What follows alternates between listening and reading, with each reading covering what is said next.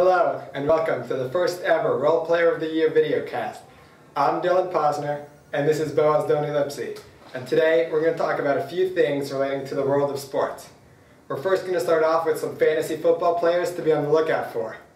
First football. It's on everyone's mind right now. Later we'll get to basketball.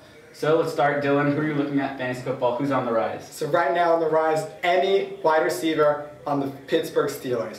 Ben Roethlisberger has thrown for over 1,100 yards, 14 touchdowns, 0 picks in the last 3 games. 12 touchdowns in his last 2, actually. 12 in his last 2. NFL record. Every ball that comes out of his hand is on fire. The Steelers can't be stopped.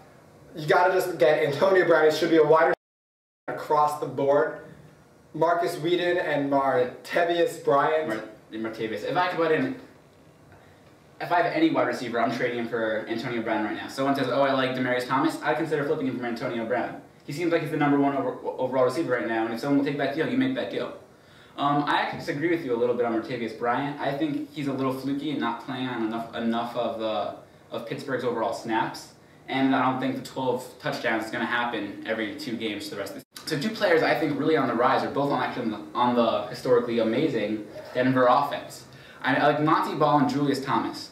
For similar reasons. Monty Ball because Peyton hates when he doesn't get good pass protection. And right now Hillman cannot stop it. Hillman's been running well, and most people think that he'll take the job, but in reality, Hillman's really not doing a good job of protecting Manning. And because he's not protecting Manning, Julius Thomas has to protect him, and he's not able to go out on routes, and I'm sure Manning doesn't like his star tight end not being able to run the routes that he wants to.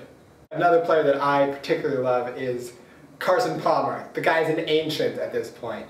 Somehow, he gets it done. His career is resurrected in Arizona. Last year was very decent, but this year, the Cardinals are 7-1. Fine. Palmer hasn't started all of his games, but he's played in the last 3 or 4 weeks, and he has quarterback ratings close to the hundreds. He is playing very well. He's in command of an offense with Ellington, who's a dynamic back, Larry Fitzgerald, and Michael Floyd. They're moving the chains. Ellington's even a nice guy. Ellington, he's not running back 1 right now with Lynch in the question mark category.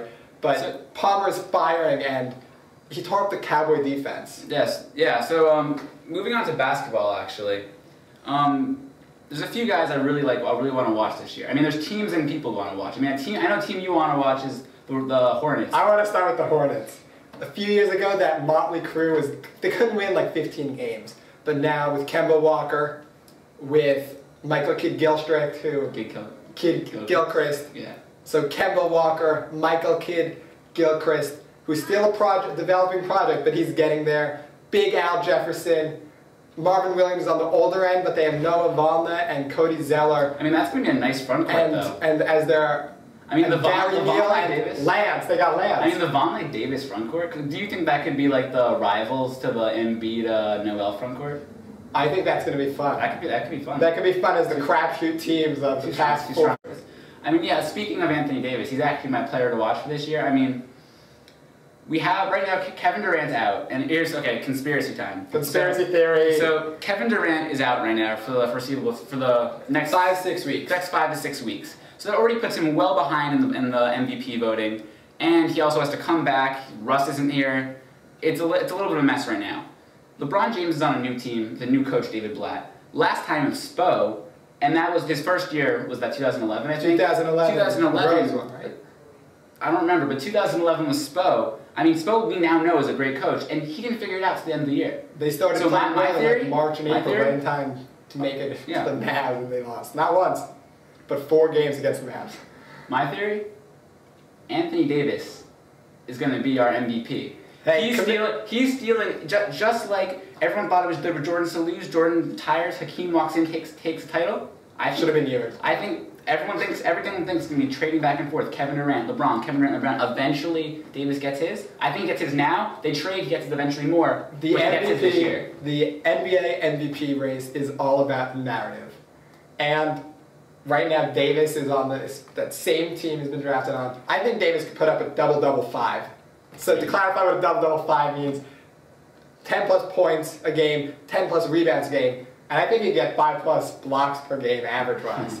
I mean, insane on the defensive end, and he's healthy the full season. Also, conspiracy alert, David Stern owned the ownership group of the Hornets or then Hornets, now Pelicans, for 2-3 years. He vetoed the Chris Paul trade.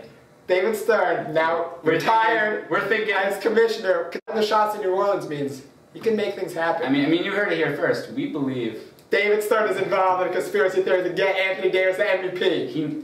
David Stern never leaves the league. Never. Doesn't happen. I don't see it happening. Do you have another? We talked about the Hornets. Yeah, I actually do. Do you have another team? I'm really interested in Rick Carlisle's Mavs this year. I mean, I'm always a huge Carlisle fan. My second or third favorite coach.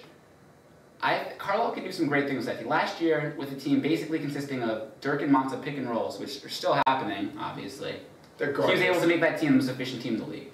Vertically, it's to enhance their team. Great at setting screens too. They did lose Vince. They did lose Sean Marion, but who they get Boaz? But they got Chandler Parsons, and he's kind of a jack of all trades. And knowing the things that Carlisle can do with his team, that I'll be surprised if that team's not top 3 to top 5 offense efficiency this year. Particularly with the Thunder down, the Mavs, yes, they play in the same division. Cavs still figuring things out. I mean, I remember hearing people are saying that the Cavs could be the league's most efficient offense this year, but I'm not sure they're going to figure it out. Kevin Love is an excellent on his own, remember, Kyrie and Kevin Love have never played with anyone that's super legitimate before. They're on these teams that they have zero experience in the playoffs. They have zero experience being a second or third banana. That's what LeBron brings, and that's something Blatt's going to have to look for. I mean, LeBron changes any team. I wish he was on my team. Teams don't change. He does not change around the team changes around him. You've got to change around your best player. You've got to work till your best player's skills. Spo realized that in February or March of that first year after everyone thought Wade and Bosh could really do it. They knew they had to they didn't start winning until they put it on LeBron and they fed off LeBron. Same thing has to happen. At least Blatt has the basic game plan. He's seen the structure, the building. He's in the structure of what's happened with Spo down in Miami. But it's going to take some time. And speaking of time, this seems like the end of our first video cast. It was a blast. See you guys sometime in the future. Remember to check out roleplayeroftheyear.com for updates. More posts have been happening more frequently. Hope you guys enjoy. Lots of great comment. Houston office maybe getting something also. We might be a great year. We'll see you around. It's gonna be a great year. Stay classy. Stay classy. I have an idea for next one.